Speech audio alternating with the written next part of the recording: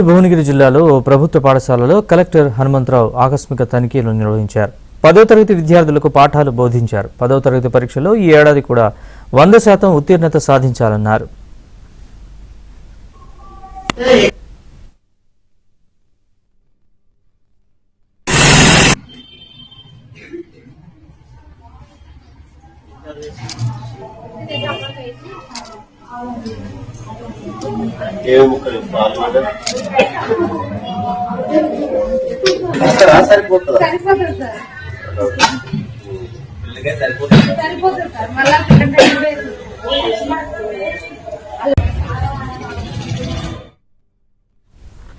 యాదాద్రి భువనగిరి జిల్లాలో స్కూల్కు రాకుండా డుమ్మా కొడుతున్న ఓ 10వ తరగతి విద్యార్థిని ఇంటికి కలెక్టర్ హనుమంతరావు వెళ్లారు.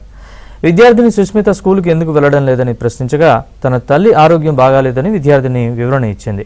విద్యార్థిని కుటుంబానికి అండగా ఉంటామని కలెక్టర్ భరోసా ఇచ్చారు. విద్యార్థిని ఇంటి వద్ద స్టడీ చైర్, రైటింగ్ ప్యాడ్ ఏర్పాటు చేయాలని ఆదేశించారు.